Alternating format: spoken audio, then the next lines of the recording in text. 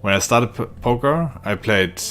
I mean, there were no like really micros. There were microstakes. I was playing 1 cent, 2 cent, and such. But very shortly, I moved up to 50 cent or 25, 50 cent, and I know how much that felt. 50 cent a blind. I can remember that feeling. I don't have that feeling anymore at the moment. But I can remember how much that was.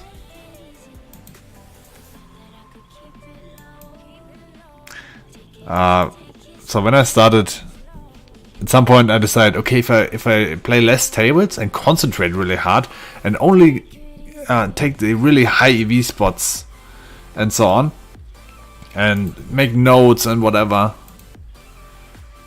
I'm gonna run a bluff here with the non-flush poker.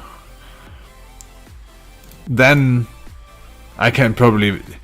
I don't need that much bankroll management. I didn't even know the term, but okay. So I put my $300 or whatever that was that I ran up and played L100 because it's impossible to lose there. That was like the very beginning. I had not heard the term bankroll management once. I had no idea. About poker or whatever. So I played L100 with $300, I think, or $200. And then and that is like not me being rich and whatever. I was I never had enough money to make to pay for my driver's license. Basically, I saved up when I had it and bought a new PC, but that's it. Not really. I bought that at the flea market or whatever that is in English terms, at the garage sale, basically. So I was kind of a poor guy. So it's not like, let's splash away the street. $300 was a lot of money. And I ran that up to 1,000. That's probably the most I ever had in my life or whatever. $1,000. Because I worked great, and 100 I did have actually an edge, and yeah, I ran that up. So I thought, oh great, and then I lost $500, and I couldn't believe it. Like all that bad luck that hit me, and so I couldn't believe that I lost that much. So I got really, really scared, and then actually moved down in stakes again. And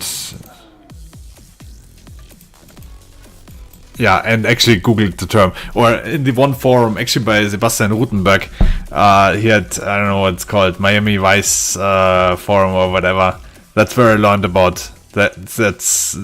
Somebody had an entry about how to bankroll management and so on. So there I learned stuff that you need 20 buy-ins, which is insane, actually.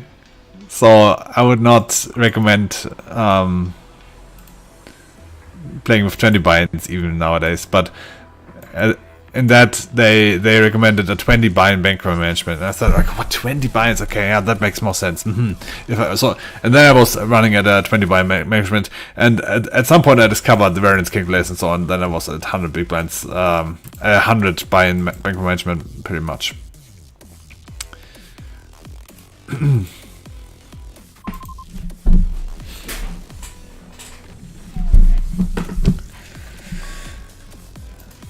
Yeah.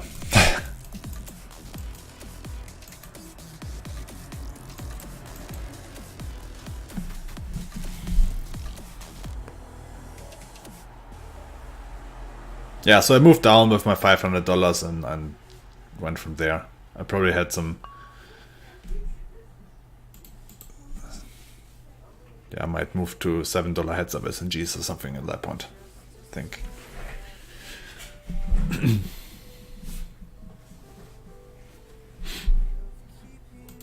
And shortly after that, I discovered a site named WPEX, World Poker Exchange. They have had also a sports site, World Sport Exchange, WSEX, and they were rake free in order to promote their sportsbook.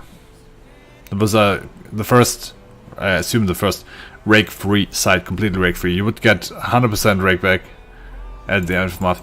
And I played on that side. I stopped playing at PokerStars and I played on that side. Because I always wanted non-rake games. That side went bankrupt, funnily enough. But the play was okay. I wanted that side. NL100, I played NL50, moved my way up to NL100. Played some NL200 even at that side. Now having a 4K bankroll at that time. So that was like the most amount of money I ever had, 4,000. So I had, yeah. So I played my way up from NL25 there at the rake-free side to NL100 and sometimes NL200 with a 4K bankroll. And then I played a little bit of tournaments, maybe on Stars or whatever. I don't know how I got there. But I won a qualifier to the EPT Monte Carlo. I qualified to a qualifier actually. That qualifier to a qualifier led to a bigger qualifier. And that qualifier I also won. And now I was at the EPT Monte Carlo, which has a 10,000 euro buy-in. I finished 14th place with my 4K bankroll. It was a kind of a scary bubble. There's some video material also out there on YouTube somewhere.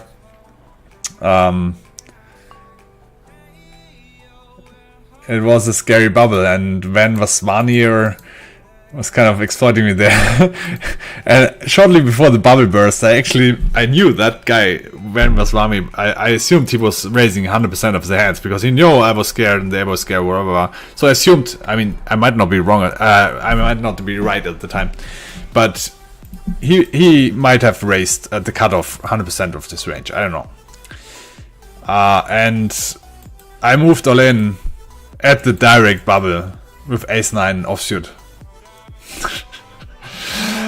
Because I know I would get a lot of respect at the very least. And then he asked, "Are we in the money yet?"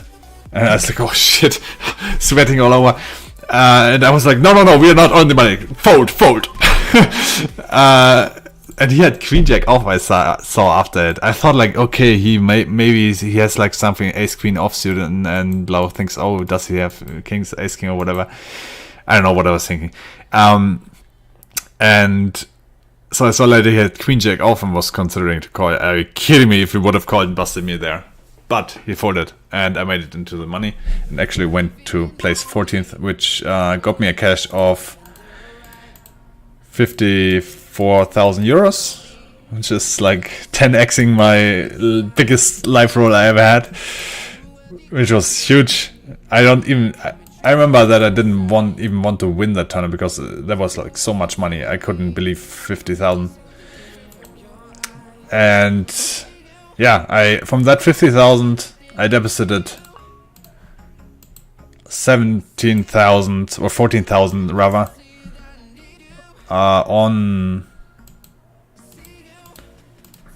PokerStars to now get in the near of my goal, which was playing poker professional and actually fleeing the rake. I always had the goal of fleeing the rake.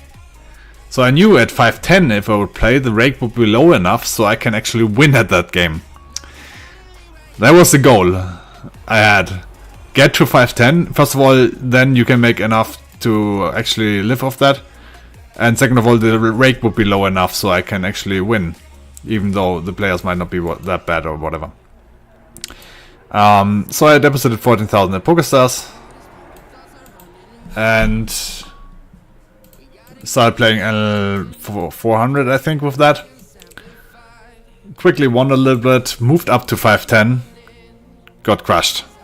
I think I won to like 25,000 or so. Moved up to 510, got crushed down to 10,000 or something like this.